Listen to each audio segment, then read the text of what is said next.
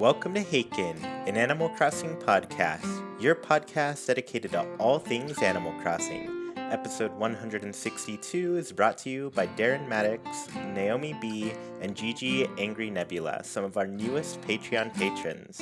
This week, Nina, Sergio, and I are going to discuss the president of Nintendo's comments on Animal Crossing New Horizons, and then open our mailbox to answer some listener questions. So to begin, hello Nina, how are you doing? I'm doing really well. Thank you for asking. How are you? I'm doing great. And then hi Sergio, how are you? Hi Chuy, hi Nina, I'm doing great. Last week was like an incline. Started from the bottom, but now I'm pretty much on top of the world. I'm great. Nice. Back on top. Yeah. Glad to Where hear Sergio it. belongs. That's awesome. So I guess before we get into these topics, Nina, you suggested that we do a corrections corner because we have led people astray. We Yeah, have. we have to fix it. Yes, we do. Corrections Quarter. And I got this. I listened to a lot of My Favorite Murder, which is another amazing podcast. And they do a correction corner like at the top of almost every single show. So I wanted to share our corrections corner where I think it was last week or the week before we were going through everything that was new in December. And we mentioned that, midway through December, that villagers were going to start dropping hints as to what presents they wanted for Toy Day, which was a lie apparently, which is became news to me this week.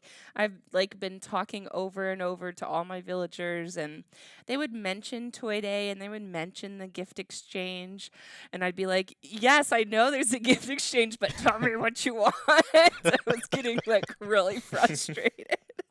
But apparently they're just gonna like everything. I think that they've made Toy Day a little easier this year. Yeah, and I guess I like you kind of figured that out as well, where I was just kind of talking to my villagers. They'd mention Toy Day. They would talk very vaguely about them, just getting presents ready for people, but not exactly dropping a hint at all about what they wanted. And so at that point, I was just like, I don't think they're going to tell me. I think I'm just going to have to do whatever happens on the day when it comes, Yeah. But yeah, I mean, what I miss about that is my instinct is typically like, oh, I better go grab a pen and paper and start writing down my villagers' names and Yeah. figuring out what they're wanting, because that was just like classic New Leaf right there. Yeah. Going back to those days where you would just like do it all by hand, just keep track of your villagers and what they want by hand. So yeah, Sergio, I guess, did you do that? What was your experience with Toy Day when that happened? I'm trying to remember. I know I used some application within the 3DS itself. I'm trying to remember if it was something that we typed, kind of like in PictoChat, or was it handwritten? I think there was a notes application thing that you could do where it kind of suspended the game and you could draw on the screen with a picture of it, right? I completely forgot that was a thing until, you mentioned it just now. But yeah, I probably did something very similar where I'd suspend the game to write a note and it'd just be on that screen and I'd add, this villager wants this, Yeah, I think I did that for the coffee too, for the first few times. Yeah. Yeah. And then they just jump it up to hard mode after 2 visits and nobody tells you nobody gives you any hints about what they want anymore. No, and someone you've never seen before would come into the coffee shop and be like, "I'll take my usual, sir." Like, what? Never seen and you're you like, before. do I look like Brewster? What is it? Yeah, I mean, I know people want Brewster back, but there were some flaws to his system, specifically the customers. Okay, so I used to be a barista too, and people would literally do this to me. and it drove me insane. Like, I cannot Yeah. remember everyone's order. Please just tell me what you want. This is not fun. I don't know what your face looks like normally. Yeah, and like what kind of assumption is that? Like you don't walk into a place thinking like, "Oh, I come in here every day. I should be able to just ask for my my order and get it, the usual Yeah. and everything." I'm like, "No, you got to earn that. You got to Yes. earn a usual with every individual person who works there." Yeah, until I start calling you by your name. You can't. Hmm. Also, I would kind of switch my name tags around too, so I don't. I don't think it was fair to the customers. Well, that's one way to make it difficult for sure. Just a little bit. Yeah. Well, I'm glad you fixed that. I mean, if you all were hoping to get some hints here and there from your villagers, it doesn't look like that's going to be happening. It looks like we're just going to reach the event and just kind of see how it goes. I don't think anybody really knows what happens in the event until maybe Tuesday or Wednesday this week. Hmm. So either today or tomorrow, as this podcast goes live, that's when info is probably expected to start dropping on like what you need to do and how you accomplish everything. So, we'll just see it as it goes. And yeah, for those who are busy, luckily you can time travel backwards and experience it. So that's always an option. I know people were upset you couldn't time travel forward to the event just to do it. And, it's maybe not as fun doing it after the fact and everything. But Right. I like to lightly remind people the 12 days of Christmas happen after Christmas Day on the 25th. So, if it's about that, your 12 days have just begun. So you got a whole season. And it's funny because I noticed the festive season is actually, usually we get like those 2-week periods where it's got the cherry blossoms and the maple leaf things going on. But the festive season is actually a bit longer because it runs through January 6th. So if you are looking for all of those festive DIYs, you do have some extra time than Oh, usual. nice. It goes beyond that 2-week period and actually ends on that 12th day of Christmas. So yeah, Oh. pretty good. Awesome. Well, let's go ahead and hop into our main topics for the show. This first one's pretty short. There was a big interview done by Polygon with Doug Bowser, the president of Nintendo of America. Of course, the replacement for the infamous Reggie Fils-Aimé. And, weird times these days. I feel like we haven't really gotten to know Doug Bowser quite like we got to know Reggie. So, True. he's not quite the character Reggie is yet, but this interview went into a lot of really cool things, but there was a little portion dedicated to Animal Crossing here. So their first question was really about the performance of Animal Crossing and how it did and if it surprised them. And you know what? It really did. Doug Bowser responded that Animal Crossing performed well beyond expectations. So Yay. yeah, I mean, I knew it was going to do really well because I was a believer in my favorite game of all time, of course. I was going to believe that it was going to do a great job sales-wise, but honestly, it skyrocketed to the second best-selling Switch game, and I'll be honest, even I didn't think it would be that much of a big seller. Yeah. There was a point where I was like, no way it would outsell Mario Kart 8 Deluxe. And now I'm thinking, this might outsell Mario Kart 8 Deluxe. I can't believe it. So yeah, suffice to say, Nintendo is very surprised. But one of the other things they're surprised about is just like how the major cultural effect it had at this point in time, just with so many places shutting down, so many people going into quarantine and everything. They did not expect the game to be like such a huge deal for people trying to just live their regular lives. He kind of noted that we saw birthdays and graduations celebrated through the game rather than how they would usually have been celebrated. So they're really happy to see like the way the world just kind of like got the game. They grasped the idea of like, oh, this is kind of like a little place where I can live a life here, and that's exactly what people were doing.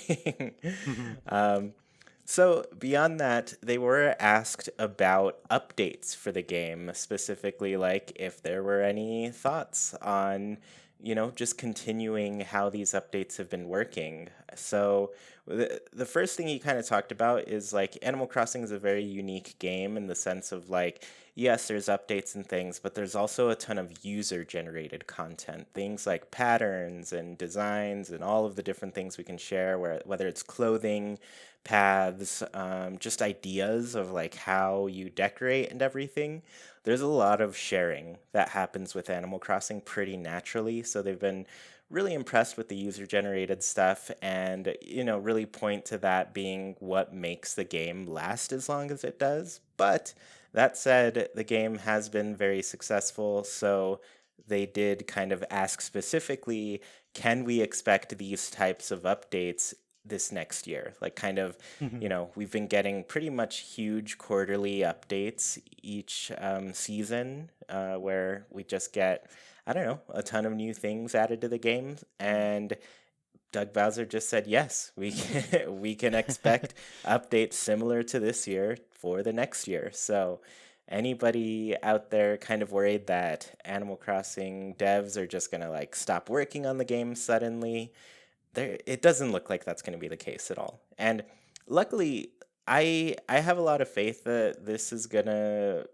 be the truth for the matter, just because I'm a huge Splatoon fan as well. And Ah. Splatoon, originally they were like, we have a year plan of updates for the game. That quickly extended to 2 years, 2.5 years. It went well beyond that original year that Mhm. they had planned for updates. So I can see Animal Crossing honestly getting a ton of really great surprises over these next couple of years. So I wouldn't count out updates just yet. I think we're going to still see a lot more beyond essentially the next two updates are going to be the last of the year, the ones that we know about. We know there's going to be a January one that adds Pave for Festival, Hmm. and one in March that adds the Mario Nintendo items. I don't know if it's going to be Nintendo items like Mhm. beyond Mario, but we do know that Mario is part of that, and it's part of the 35th anniversary of Super Mario Brothers. So that's all that we really know that's coming up. But, if this is all true, we can expect plenty more into the future. So it should be good. Yeah, Man. absolutely. And I mean, it's Splatoon 2, even today, it's still getting a little bit of updates here and there, and it's still getting Splatfest, brand new ones too. So, and I would actually say that Animal Crossing seems like the type of game that's kind of made for updates. So I think hmm it's even easier. If Splatoon 2 got them, yeah, I think Animal Crossing is gonna get them even more. Yeah, and it's funny you mentioned the Splatfest too, because if you're a Splatoon fan, at least like a competitive fan, you're actually not a huge fan of Splatfests. So when the last one happened, I was finally like, yes, these are over. Oh I don't have to deal with a weekend where I can't play the game the way I want to play it, because they take away all of the ranked modes no. in that Hmm. game, which is I don't like playing turf too much. So the ranked battles is where I live in Splatoon, and you just get a whole weekend where you can't even touch them. I wish there was like a True. Splatfest ranked option where you could play the ranked modes as a Splatfest competition, but yeah, that's a whole nother topic to get into. That said, there's still going to be new Splatfests. There's a Mario one coming up very soon, so they're still happening, and that game was supposed to stop getting support a while ago. Yeah. What's the So Mario Splatfest sides? What can you choose? they're power up themed, so it's mushroom versus star. And Oh. I don't know too many people who are picking mushroom. Yeah, what? That doesn't seem fair. A lot of people are picking star, so also there are actual like real life shirts that you can buy for this Splatfest, and the star one looks much better. Of Yes. course. It It should have looks been like so much fire better. versus Tanuki leaf or something. Oh, Yeah, that'd be tough. something that you can't fight Yeah, invincibility. The you're star. invisible. What? I don't understand. You don't play Mario Party to get mushrooms. You play Mario Party to get stars. Mario 64 stars. Come on. That's the classic thing, So right? weird. So Mushroom's gonna lose. That's settled. um, but yeah, no, overall, I'm really happy that Doug Bowser was just like this honestly, from this interview, this was the most straightforward yes in the whole thing. That's so nice. Because, you know, they asked things that obviously they can't really push too hard on, things about Joy-Con drift, things about the Switch Pro and everything, you know, trade secrets essentially is what I call them. So they're not going to answer those in direct answers, but this was like the most yes answer of the whole interview. So I was very happy to see that, and now I'm just really excited to see what's next. It's going to be a great year for Animal Crossing, I suspect. And his last name is Bowser. I still can't get over that. How long has he been president now? And every time I see his name, I'm giddy. I know. It's a great name. It's so good. And then, you know, on top of that, like just more critique of the Splatfest here. Why not just go Mario versus Bowser? I think that'd be a much more even battle, I Oh, think. nice. Yeah. That would have Luigi been versus Toad. I mean, not Luigi. Toad versus Yoshi. that's a It's a tough one tough too. one. Both are very, very popular. Though I will say Toad's kind of winning my heart these days just because there's a YouTube channel that sings songs as Toad. Yeah, I've seen Well, that. it is ridiculous and amazing. I love it. Toad won over my heart with the adventure game. What is it? Yes. Toad Adventure Tracker. Or Oh, Toad... Captain Toad? Yes, that one. I loved Yeah, that game. I need another one. it's so good. It's a great game for sure. I mean, I'm always tempted to. They added those new levels in the Switch version, and I'm like, I already played all of this game with the Wii U version, but you've almost got me to buy it Yeah. again for those new levels. But yeah, you're right. A new Captain Toad would be much appreciated. Yeah. Yeah. Well, you know, we're getting off topic in a lot of Yeah, ways we here. are. So let's go ahead and jump into our post office, which actually has a lot of questions that could go off topic some more. So this post office, I guess, Nina, you pulled together a bunch of questions that people have asked us on Discord and everything. So yeah, we'll kind of go through. We'll get into this section now here. So the first one is from Sam Hyatt. I think Sam Hyatt, I hope. They asked, could you tell us about the stats/business side of the show? How many listeners does the show get? How does production and release work? Do you make money off of the show? How is Patreon money spent, etc.? I'm just really curious about how my favorite podcast works. So, yeah, lots of big questions here. I guess. So lately, I haven't looked too recently at stats, but from what I see, typically we're getting 3,000 to 5,000 listens per episode, and that's over podcast platforms. Lately, YouTube has been a lot lower. YouTube used to be a lot higher than the podcast listeners.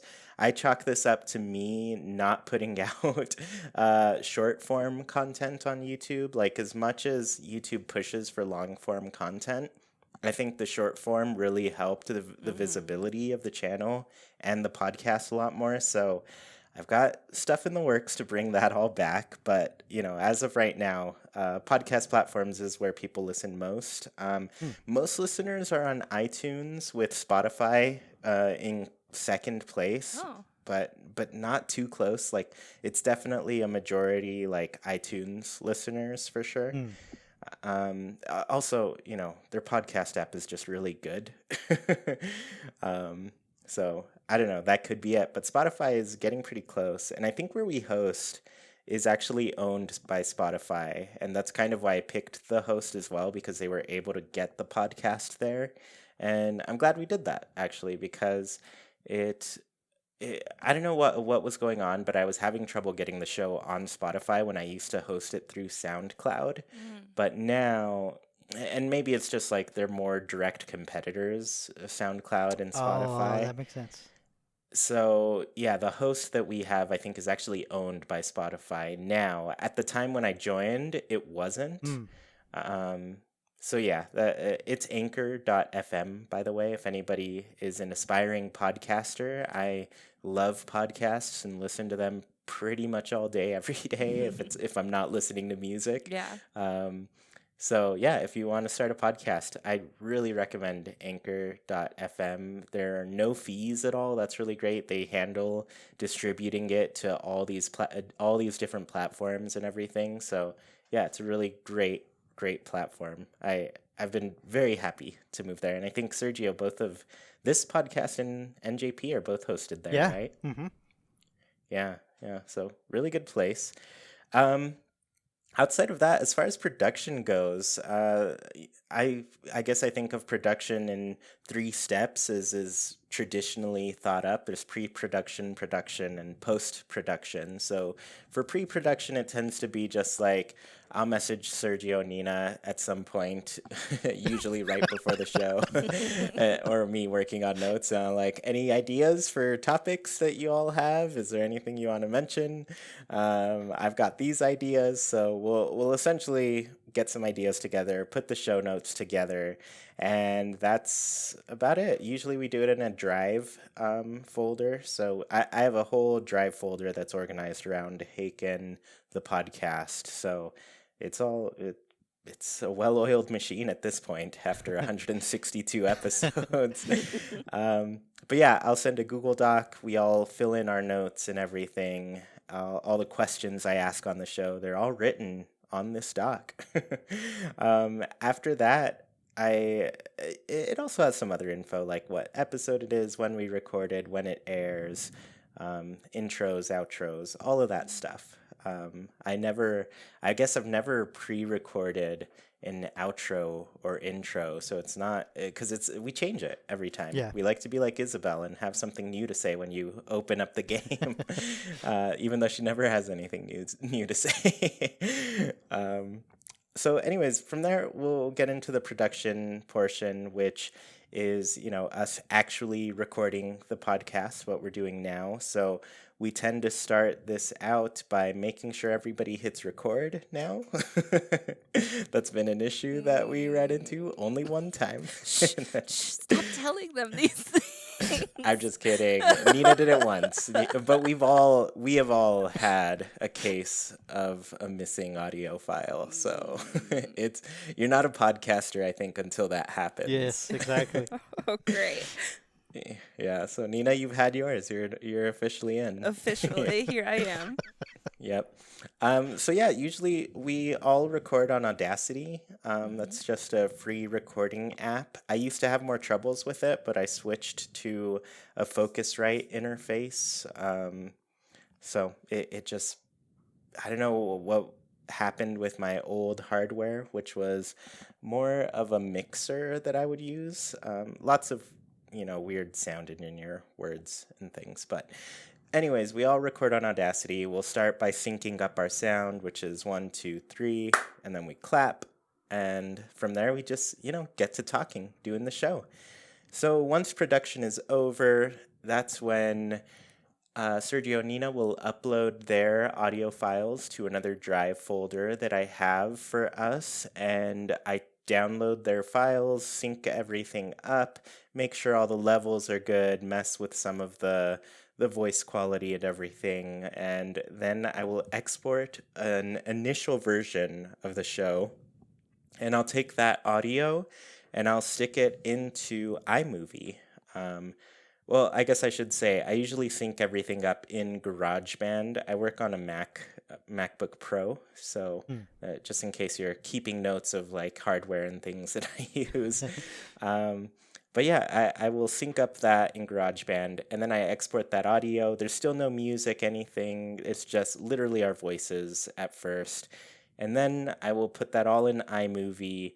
where I added all the intros, the outros, and this is all the video, essentially the background image that people see if they're watching on YouTube.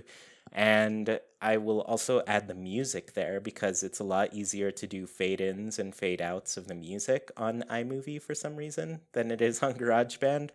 So that's where I add the music. And from there, I export the video. That's the one that's going to go up on YouTube, uh, and I take that video, put it back into GarageBand, and then export a final just audio version of the podcast that goes up on Anchor.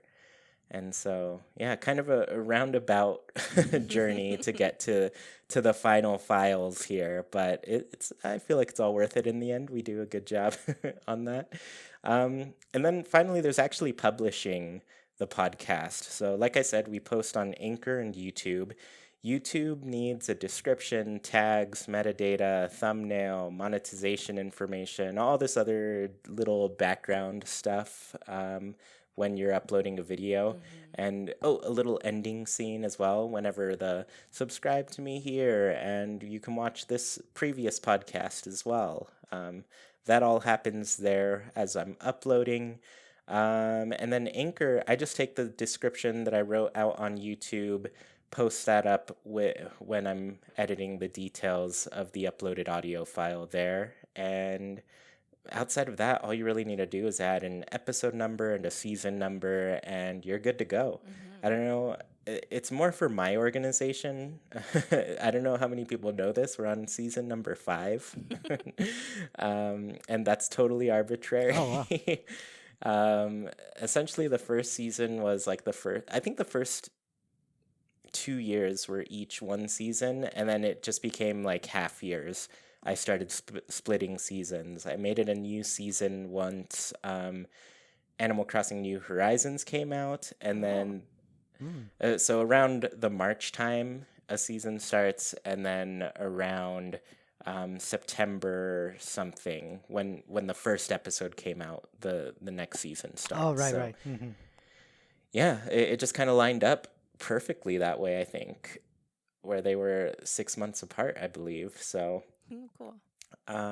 Yeah, All fun that little. little stuff adds up too. Like I've done a little bit of YouTube, not a lot, and all the like the descriptions and everything else, don't seem like much, but they definitely take a lot of thought and time to get those together.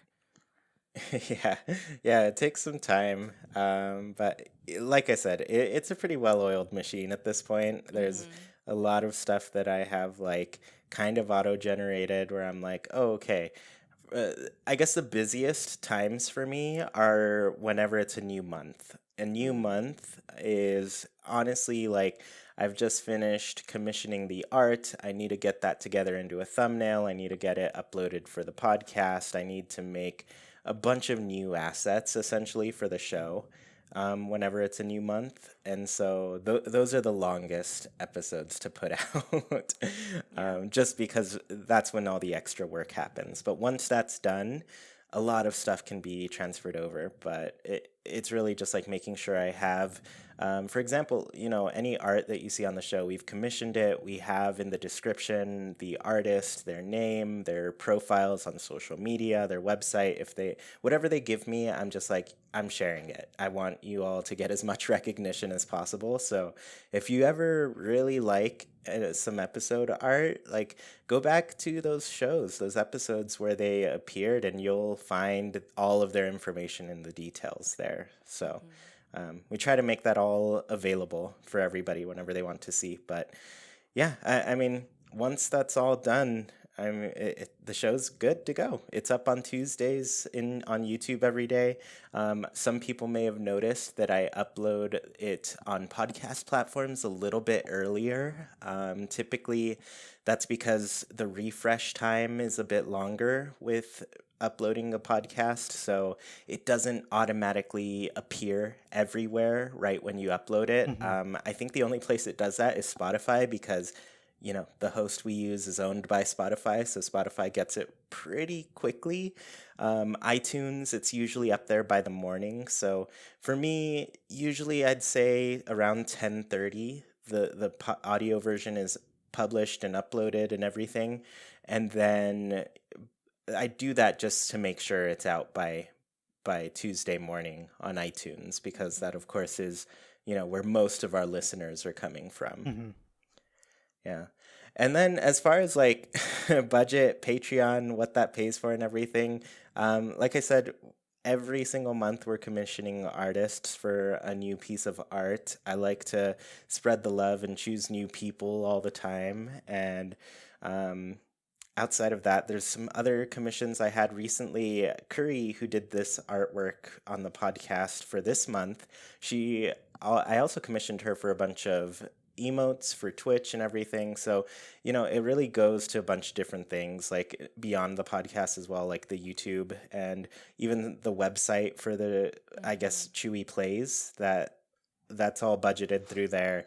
We've gotten some different equipment for the show. Nina's, I don't know if you heard Nina's early shows. We hadn't quite set her up with audio yet, Yeah. but we used the budget to do that. And, overall, I'd say the biggest regret with me this year is that I have yet to really establish hiring an editor to put some of the budget toward that, and start paying Nina and Sergio for things, or at least get you a chair, Nina. Get you a chair. We've got a wooden chair and a plastic chair over here. We're dying. Yeah. But yeah, no. I mean, that's basically where it goes. The hard thing about this year was just everything kind of shut down, and I feel like things got slowed down in terms of other ideas I had. But after kind of seeing what happened to Nina's shirt after she washed it, she got a Haken shirt. I was like, all right, I might just find somebody new to make these a lot better quality for people. So hold off. If you didn't know we had merch, hold off on that while I figure that out a little bit more. But the budget's probably going to be focused there for that's now. a good idea. The shirt was really good quality, just like the iron part, the print. Yeah, the print job didn't hold up is the issue. Yeah, I actually have a sister-in-law who's been making shirts and doing printing herself, so I'm going to try to get some samples from her pretty soon. Yeah. So, lots of little background things, and now I'm just I think we have a pretty good budget for maybe another calendar again. I don't know if I'd make one physical this time around, but this one will probably be digital. It's so much easier to distribute. Mailing abroad was very hard, but and I don't know, I'm still kind of nervous about it because COVID stuff that was happening right at the beginning of me mailing out calendars to people and everything, and I was just is it even safe to mail things? I don't know. So I don't know, there's a lot of stress involved with that, but yeah, I mean, that's basically running the show. That was a lot of info. Yeah. It is a lot. But I know back when I was just a listener, I thought about this kind of stuff all the time. So hopefully for those who are interested that, it was interesting information. Yeah, hopefully. And like I said, I mean, I'm a huge fan of podcasts. I know some people who are listeners and have started podcasting themselves, and I love checking out their shows and everything. So, yeah, if you are inspired in any way to just start podcasting, go for it. I think one of the most important things to me has always been perspective and sharing perspective and being able to understand that so many other people have so many different things that they see and they know, and just podcasts are such an easy way to share all of that. So I'm always looking for that kind of stuff. I just want to learn about people, learn about what other struggles are out there, what other passions are out there. Of course, we're all very passionate about Animal Crossing, so it's easy for us to do a show like this. But I'm sure if you have something to say, I want to hear it. I love to hear that. Cool. So, I mean, I guess that was a lot of me rambling. Let's get into some questions that both of you can answer. So, if you guys could see a game that was on any Nintendo console come to Switch unchanged, what game would it be? This question comes from Uncle Iro on our Discord. So, Sergio, what would you like to see? So I got I guess I noticed this part of the question about the game being unchanged, and I took it as little as I could. So basically, that means no games with like motion control. So I kind of had to go a little bit back further on a previous generation. So I'm thinking like a Mario Party collection would actually work on the Switch, mostly made Mm-hmm. up of the Mario Parties on the GameCube, because it had, your traditional GameCube controller, nothing too fancy, and the Switch could just play those either docked or mobile. And I think it would be nice because most people agree the older the Mario Party is, the better it is. Mm. I will say there's one thing that you run into with those GameCube ones, and it's the 6 and 7 that have like the mic games. Yes. There is no microphone on the Switch at all. Oh. Yeah, that's It true. it would need a bit of an adapter, but other than I don't think those were super necessary because Right. they had playable modes without the mic, and you could just say don't use it, Mhm, even if you mhm. had one, and it wouldn't affect the game that much. You just wouldn't get those mic'd mini games. But I love that option, Sergio. Mario Party is so much fun. I just like games that make people a little bit angry at each other. And so I don't know. I like being competitive here and there, and I think Mario Party is that really good balance of like there's so many luck based games, skill based games. It's like a really good mix of those two where Mhm. really anybody can win at any point. Yeah, So yeah. Mm. yeah, I love that. We need more party games in general. Yeah. So Nina, I guess what are you thinking here? Well, my joke answer was just, can we get Sea of Thieves on the Switch? That would be amazing. I don't think that the Switch would be able to handle it, but if we got like a blockier version or something like that, I just want all my Animal Crossing friends to play Pirates with me. I think that'd be so much fun. Um, Hmm. but also one of my all-time favorite games is Donkey Kong Country 2. And I feel like I have a memory of maybe playing that on the Wii U, maybe. Is Um, this the one that's Diddy's Kong Quest? Mm. Diddy and Dixie are in it. Diddy and Dixie. Hmm. Because can I tell you something? I don't know if you've downloaded it, but the Super Nintendo app does have a bunch of Donkey Kong Country games on it. I'll have to check if it's there. I feel like I have seen somewhere that it was available. But like I know when I was playing older games, I guess on Wii U or something, the controls were kind of off and it just like it didn't translate perfectly.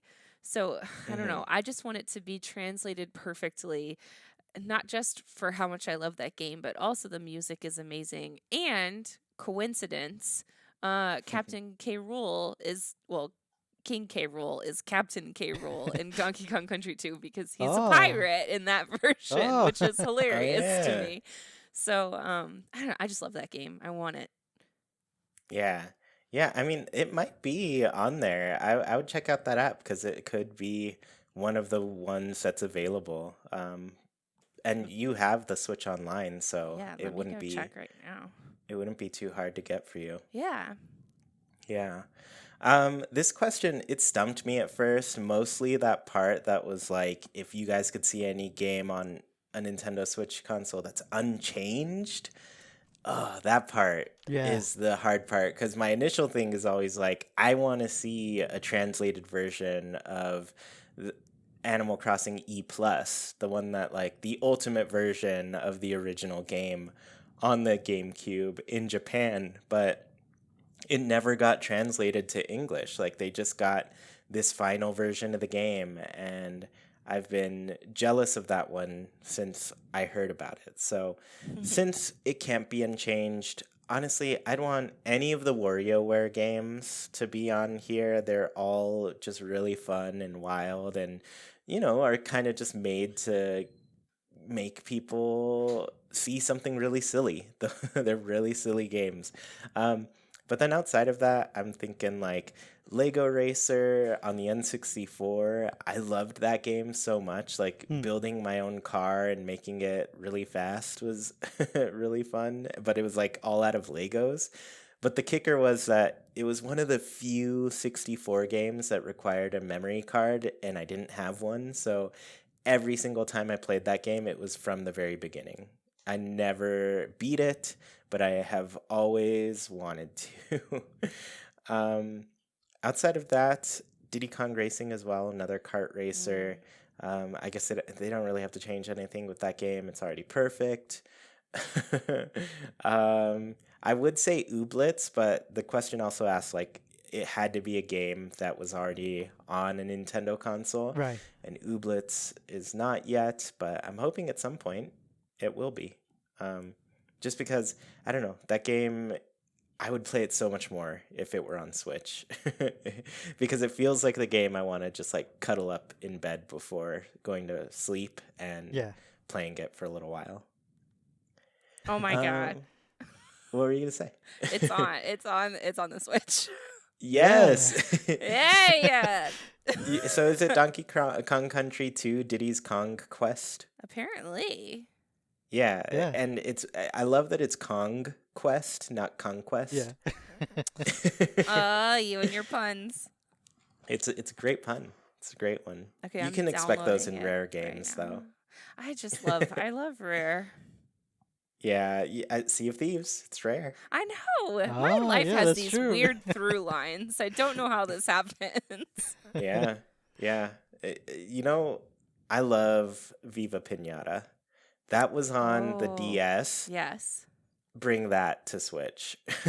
I mean, I would love to get kind of the better ones that were on Xbox, but since it has to be on a Nintendo console, just bring Viva Pinata DS back here. That Banjo Kazooie game, Uh, Grunty's Revenge, the one that was only on Game Boy, like on Nintendo. Mhm. Um, I think it was a Game Boy Advance game. I don't remember, but I never got that one, and it's one of the only Banjo games I haven't played. So, oh I man, mean, this not that looks there's that rough. many. Yeah. Yeah. So the next question is from George with a little squirrel emoji, I believe. If you had to cosplay one Animal Crossing character, who would it be and why? I guess Sergio, who would you be? Who would you dress up as? I mean, I feel like somebody was expecting me to pick KK Slider, Uh, but no, I mean, KK is KK. I wouldn't dream of even attempting to be the majesticness that he is. Um, but I think I would be pretty good at cosplaying a lazy villager. If I get to choose, I guess maybe Alfonso or Bob, because I live with both, so I know how they act and I know what they like. Those are great. Nina, who would you cosplay as? I would totally want to cosplay as Lottie.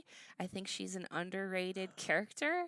Um, Yes. I think she'd be so cute either in her happy home uniform or if I could do like her at home style when she's not wearing makeup and her like little eyes are just little circles instead of like Hmm. eyelashed. I love Lottie, so I think I'd be her.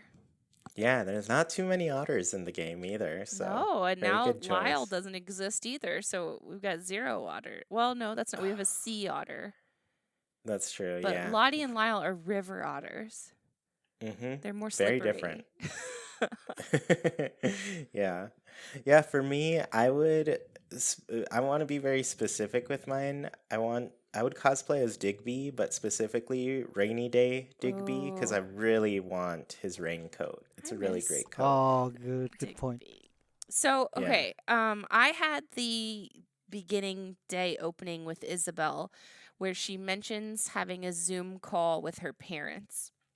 And I Mm-hmm. find it very interesting that she doesn't mention talking with Digby also. So I'm hoping that means maybe he'll show up later. This is me grasping at straws because I miss Digby so much. Yeah. But like, He does how he hard would does it have get been? mentioned sometimes by Yeah, her. he does. Yeah.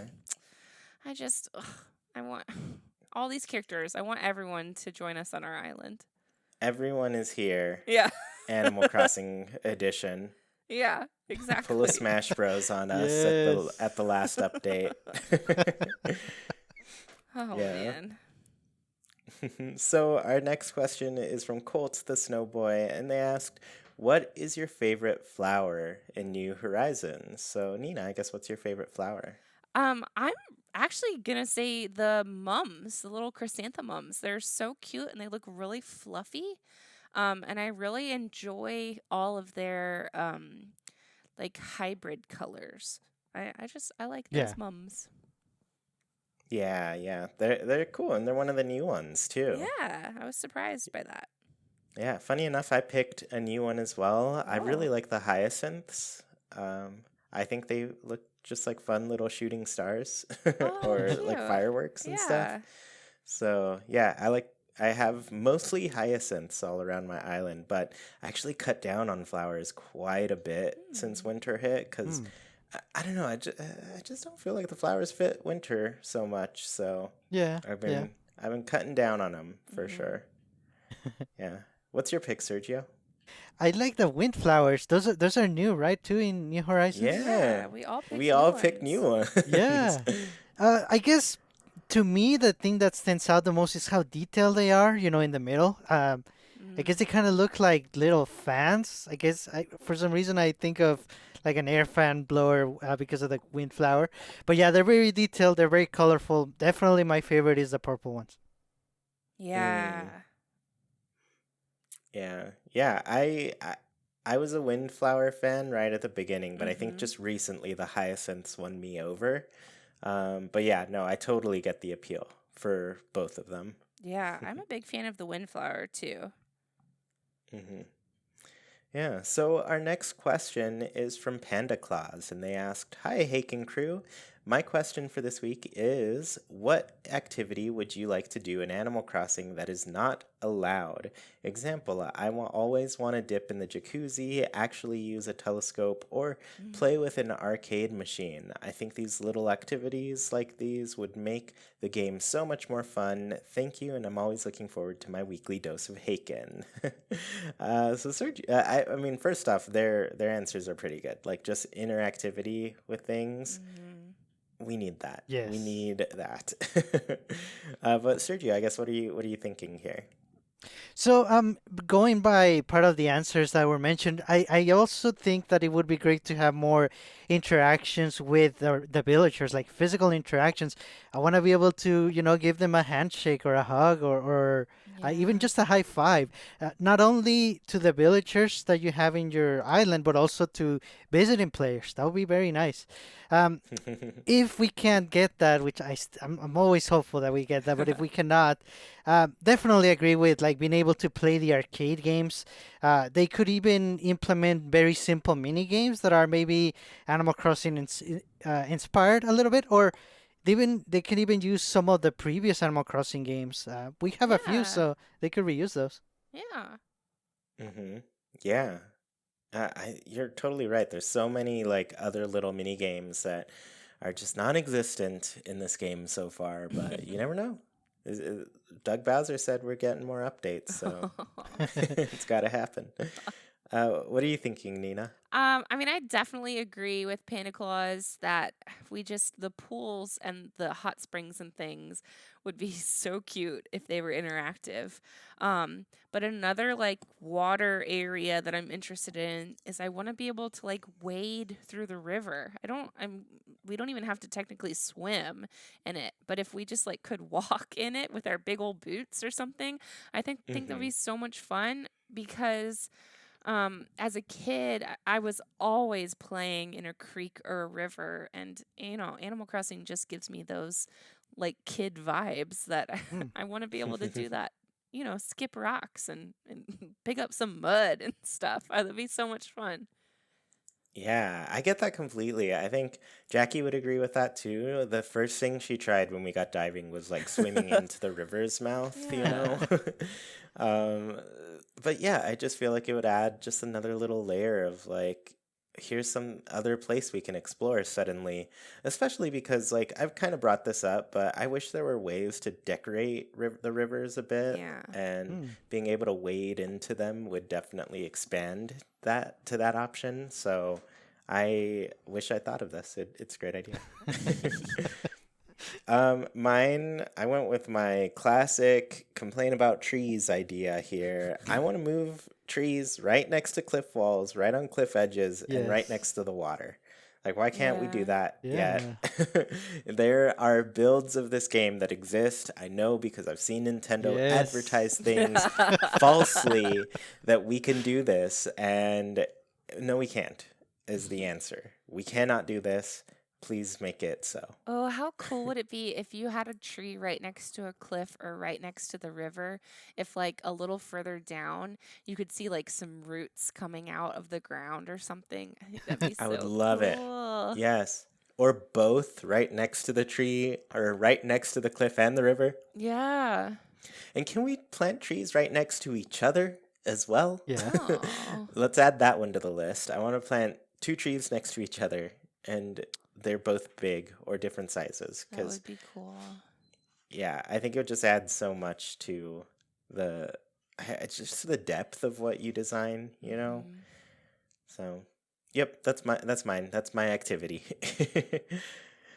So Stitches, Magnolia's King, said, "Hi, Haken crew. My question is there an Animal Crossing, doesn't have to be, or no, sorry, is there an animal, doesn't have to be yours, that reminds you of a villager or NPC in the game? Mine would be my one of my pet fish as a kid, its name was Stripes. It really reminds me of Flick. He was shy and curious to explore his large tank." Cute. Yeah, that's a cute one. I love when you get like little animals with little personalities. They're always fun. Yeah. Yeah, so Nina, I guess do you have any animals that make you think of Animal Crossing? Yes, every time Isabel is doing her little office exercises and her little ears are bouncing around, it reminds me so much of my stepmom's old Cocker Spaniel who was named Hank. He was a blonde Cocker Spaniel who looked an awful lot like Isabel. I know she's a Shih Tzu, but they've got similar ears. And whenever Yeah. he was being like particularly bad, he would like look back at you over his shoulder and then toss his ears forward and like prance away.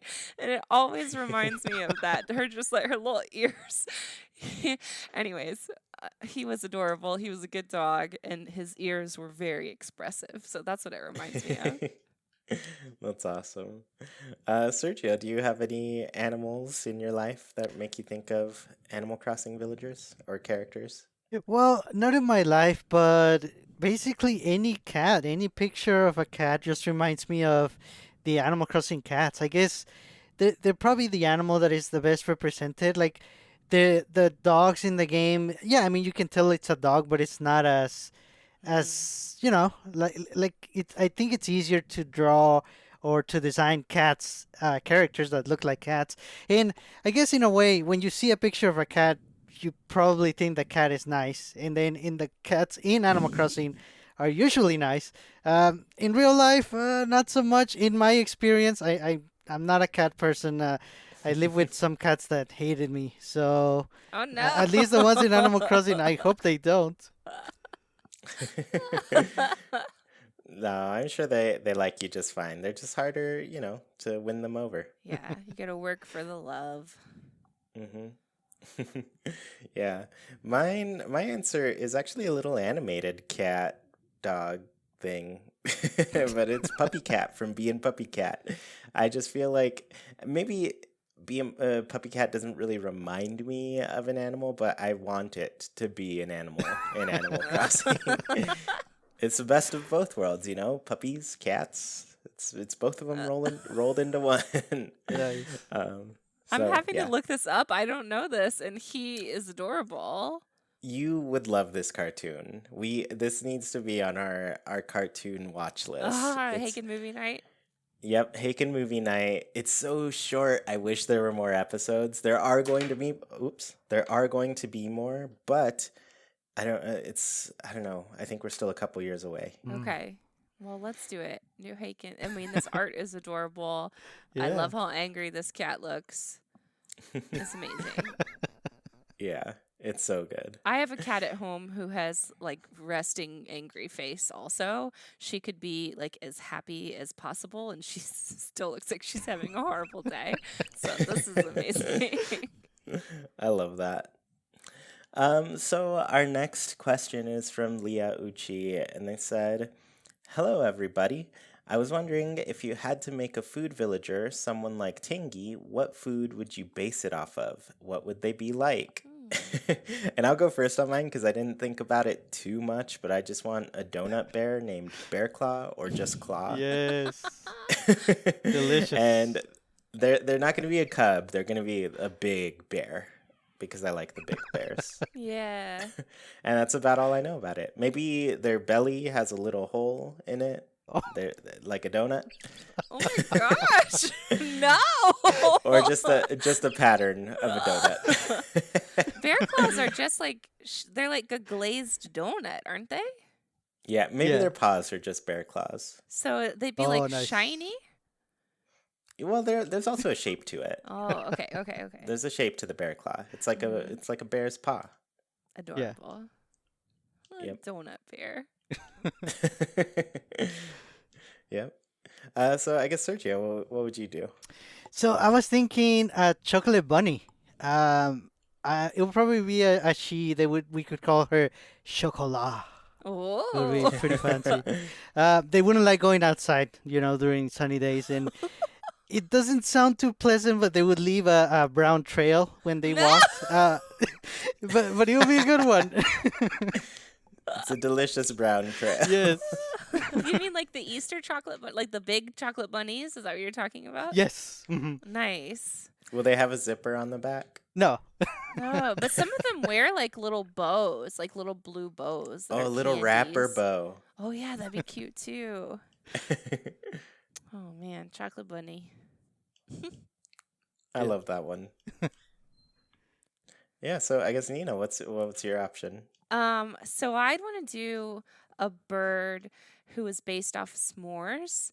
You could have like some melty looking marshmallow on its head or something, and then like a little hat, like a little beret hat that's the graham cracker or something.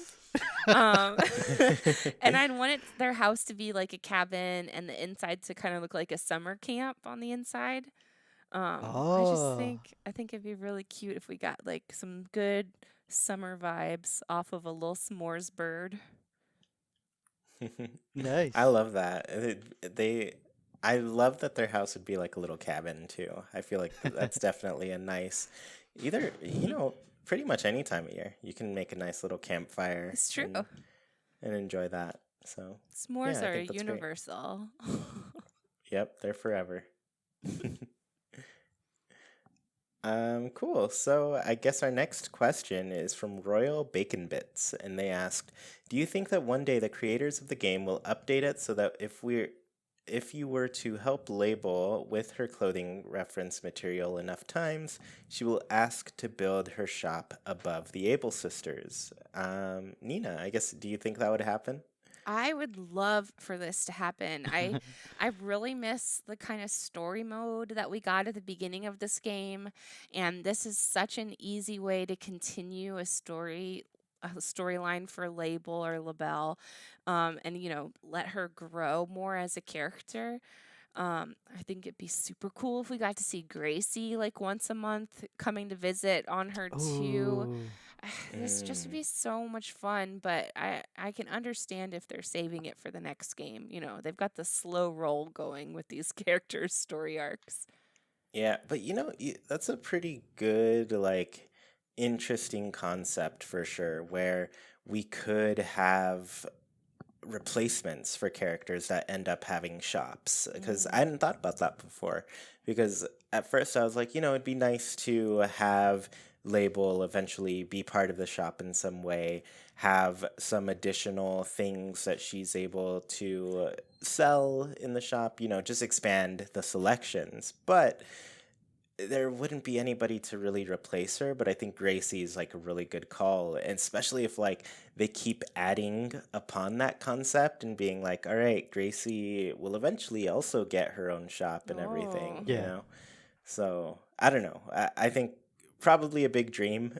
Yeah. I'm not too confident it will happen, but it would be nice. I mean, for me, I just love some visitors to come back and have their permanent shops and, just make it overall a good expansion of their selection. But yeah, that's just a dream for now. Gracie's so Sergio, I nice. guess, Oh, sorry. what were you going to say? I was just gonna say Gracie's so mean, also so nice and mean to everyone, which is kind Mm-hmm. of what a lot of people have been missing. So it'd be really funny if she came and was like, this island must be awesome if Label is starting up a shop. I want to see what the fashion is Ah. like. And then she's like, Yeah, oh, uh-oh. yeah. But then also, I kind of feel like that's a bit endearing too. Like Yeah. her just having a protege that she likes to support in some way. That's so sweet. Yeah. Yeah. Sergio, what are you thinking? Do you think this would happen? I mean, it would be really, really cool if it happened, but I don't think so. I think, Nintendo is kind of set on having these random special characters be the visitors, basically every day. Um, and it would be nice. Actually, Nina's point that maybe Gracie could be the visitor, if Label or Labelle were to have her own shop. That's actually a very good point. But yeah, I still don't see it. But honestly, though, I feel like if anybody is gonna open their shop, for some reason, I always think Label would be the one. So here's Mm, hoping. yeah. Yeah. Yeah, she's a great candidate for it. Yeah. Yeah. So, our next one is from Uncle Iroh again, and they asked, "Hey, Haken crew, I was wondering if you guys play any games that are similar to Animal Crossing, such as Stardew Valley, etc." Sergio, I guess, do you have any? I don't. I played some similar games like that. I guess I'm thinking Harvest Moon. I don't know if it really counts, but like Fantasy Life on the 3DS. I have Mm, not played Stardew Valley. There's something about those games that is not what Animal Crossing offers. I think honestly, it's the real time aspect of it. To me, mm. that's basically key to Mm-hmm. the similar experience that Animal Crossing gives us, and there's really nothing else like it. Yeah, I have tried some of these games, but they just don't click with me like Animal Crossing did. Yeah, yeah, and kind of bouncing off of that, like I for a long time was like kind of strictly an Animal Crossing fan when it came with life sims and everything. And then I gave Stardew Valley a try and I had to give it a lot of tries, very long tries. I think it took me, and I always tell people this, I'm like, it took me about 20 hours to get really into Stardew Valley, which is a lot of time to commit to just try to like a game. But, there was obviously enough there where I was like, I want to figure this out. I feel like there's something endearing and cool and likable about this. And there was stuff that I was charmed by early on, but, for a long while, I spent a lot of time lost and not quite sure about what to do in those games. But I have liked it. I enjoy some other farm sims here and there. I mentioned Ooblets before a little bit earlier, and that's a really big one for me right now. Really combines a lot of great life sim stuff in that one. Um, and then I played My Time at Porsche for a while, and I actually do really want to get back to that game Hmm. since it seems like the loading times have been Oh yeah, greatly improved good point. since when I first played. Um, but yeah, there are a bunch of different ones I'm interested in. A lot of indie games that I'm interested in. Some 8-bit ones that look pretty cute. So yeah, there's so many out there. But like Sergio was saying too, like Animal Crossing really provides such a unique experience with its real time clock. I've heard there are games like Magician's Quest that do that, but I never had Magician's Quest nor got the chance to try it, so I couldn't say too much about that. But yeah, overall, I feel like Animal Crossing really gives me the life sim experience that I really Yes. enjoy. Yeah. So I guess Nina, what about you? Are there any games like Animal Crossing that you play? I am kind of the same way as Sergio, where I have trouble when the games don't have a real time clock. I get into a little bit of a game, I don't know, not a good cycle where I just play too much and then I get burned out. Mm. Mm-hmm. Um, so I need more games like Animal Crossing. So if anybody knows of any, please tell us. I want to play more games, and I'm kind of in a little bit of a game rut. And whatever happened to Minico's Night Market? Did that ever come out? I Not wanted that yet. game. I know. No. Yeah. Yeah, that one is still. I don't know what the status of that one is at this point. I followed it for a while, but yeah, news kind of dropped off on that one. Yeah. So There's Yeah. another. Oh, sorry. Keep going. Oh, sorry. It's yeah, it's still set for just 2021, like generic. Oh, And whenever there's a Nintendo Indie showcase, I'm always very hopeful. And nope, yeah. still nothing. Man. yep, still So nothing. there's another game on Twitter that I've been following the development of called Unpacking, which looks really cute too, Oh. where it's basically just you're given a room and boxes and you literally have to unpack and organize all the things in the Oh. boxes. And it looks amazing. So I love like calming games like that, but I'm having trouble finding any that are out right now. Yeah. Yeah, that's true. I mean, I also enjoy those. I find recently I've been really going toward like little puzzle Yeah. games. I've been playing one called Carto, which is like your little cartographer. You can move the map around and it changes the actual world that you live on. That one's been really cute. And then outside of that, I've also been playing part-time UFO. It's so Oh. adorable. It's a HAL laboratory game, which is, the creators of Kirby and Smash Bros. Way back in the day. Some really cool games from HAL. But that game, you play as a UFO getting part-time jobs to just carry things. It's a crane game, essentially, like those games at the supermarket where there's a claw and you try to pick up the toys with the claw. Oh Yeah. my gosh. Yeah, it's cute. It's fun. I've been enjoying it. Cool. Yeah. So our next question is from Sam Hyatt, and they asked, what's your Animal Crossing pet peeve? Mine is unorganized pockets. And I agree so Oh. much with the unorganized pockets. I always have to keep mine like in tip-top shape. I go in and I organize them here and there.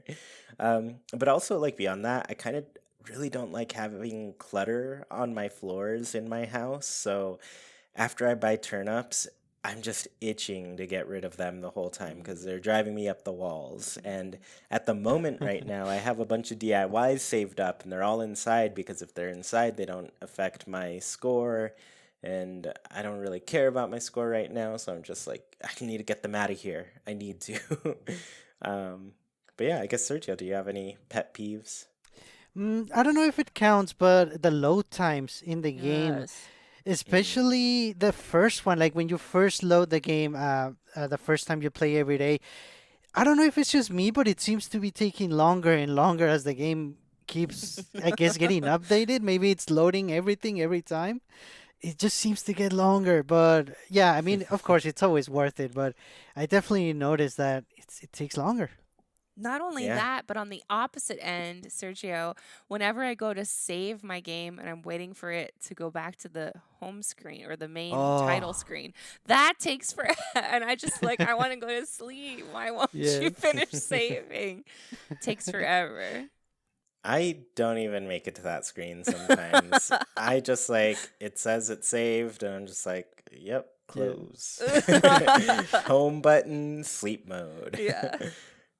Yeah. Yeah. But it's funny you both mentioned that because I started playing with multiple characters at the same time to avoid saving and quitting, opening the game up with a different profile again. I find that it's so much faster to Oh, just call a resident and pull them out and then just play as them with both characters out. Oh, I need to try that. It's a great way to do it. You got the Joy-Con, just take them both off, and you got two controllers right there. Of course, with the Joy-Con, you are missing some of the controls, so sometimes Yeah. I'm just like, oh no, I can't do this with this controller. Right, right. Huh. Yep. And so does the other little character just keep like poofing in and out of existence? Yeah, it can get a little bit annoying because the camera tries to like fit you both in as Uh-huh. much as possible. And so you'll be running in a direction and you're like, where am I even running? The screen is not showing me. So there are some difficulties when you play that way, but overall, it's better than the load screen. Yeah. So we have one last question here from Uncle Iro, and they asked, "How did you guys decide on your island themes? And if you could change them, what would you change them to?" Sergio, well, what's your theme? I guess my theme is similar to Madera was, just like wood, natural wood based. And okay, so this was not intentional, but you know how my paths are sort of diagonal and they kind of, it's not just like an outline of the island, it's all like interconnected in many different ways. Um, Mm-hmm. when I was sort of like laying down the paths, I guess I kind of realized this is kind of like a tree branch maze in a way, and I Oh, really like that. So there's places where a straight path makes more sense, but I always went with a diagonal, even a little bit, and then a little bit of straight, and then more diagonal. Just make it as unnatural as possible. I guess like a bunch of tree branches. yeah, no, I like that. Yeah, I really like that thought behind yours, and I feel like it fits your theme perfectly. Hmm. Yeah. So Nino, I guess what's your theme? Well, I decided on mine. I remember when the game was first coming out and we learned that it was going to be a desert island. I was having trouble coming to terms with um, the tropical island life because I'm not a huge fan of summertime. So Hmm. I decided to make mine pirate themed so that I could enjoy the sand a little bit more. Um, and I'm not sure if I would change it up. I'm still enjoying my theme this far in, and I know the Gullivar update really helped with that, but I also keep all my pirate stuff pretty confined to one area, like around my house. So that allows me to be a little more free with the rest of my town. So I change it up quite a bit, which is fun. So I do have a theme, but I still like changing it even, even when I get tired of certain things. Yeah, yeah, and it's funny because you're just getting a whole lot of pirates I all the am. time. I am. Yeah, yeah. My theme, I just like foresty Hmm. types of things. So I have a very foresty island, which I'm planning to go back to full forest at this point. Like I've had a perfect island for a while now, and I'm just like, I'm done with it. I'm gonna plant a bunch of trees, Isabel, and I don't care what you say.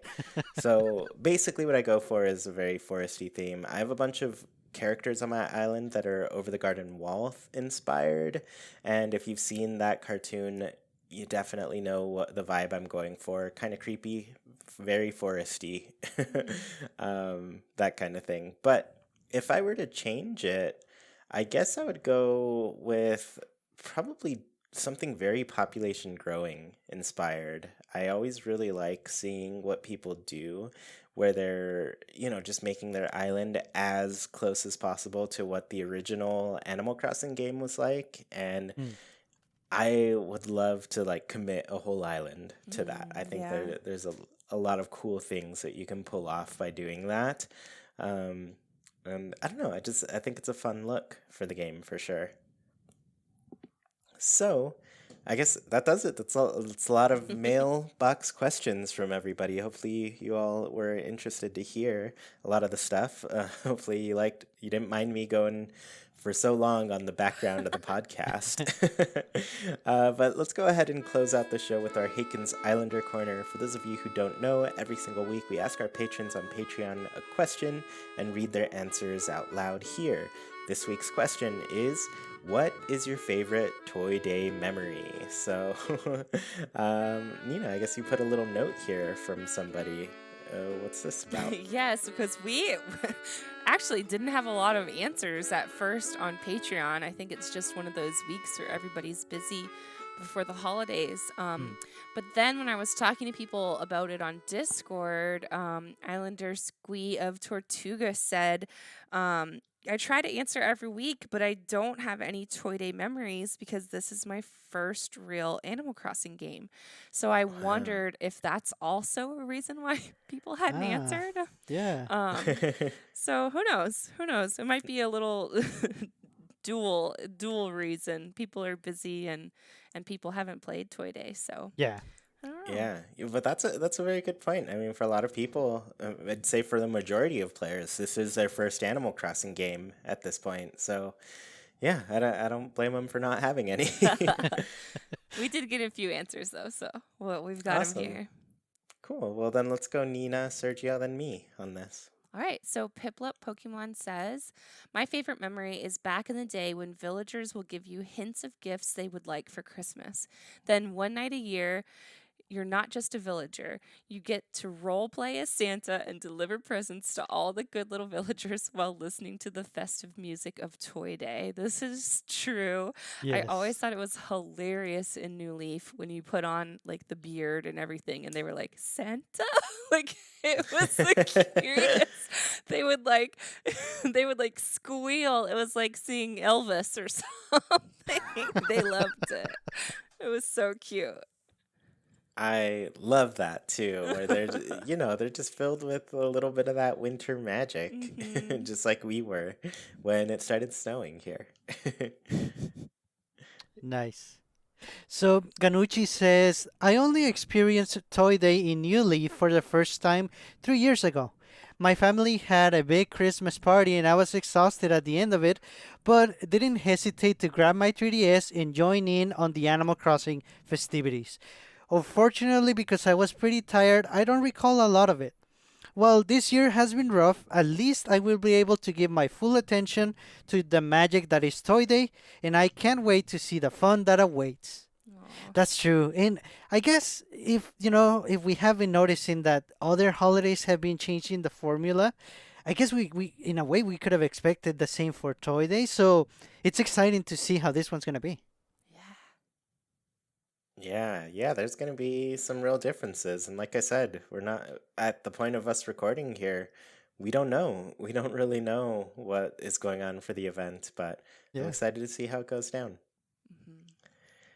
So our next answer is from Honey Oceans, and they said, my favorite Toy Day memory is staying up late on Christmas Eve, sleepily handing out gifts to villagers in New Leaf with my little sister. My family has a tradition where my siblings and I sleep in the same bedroom on Christmas Eve, which has continued even though most of us are adults now. My youngest sister and is still a kid though. And it was fun having her help me deliver my Toy Day presents late that night. Aw, That's really fun. That's a fun little tradition Yeah. too.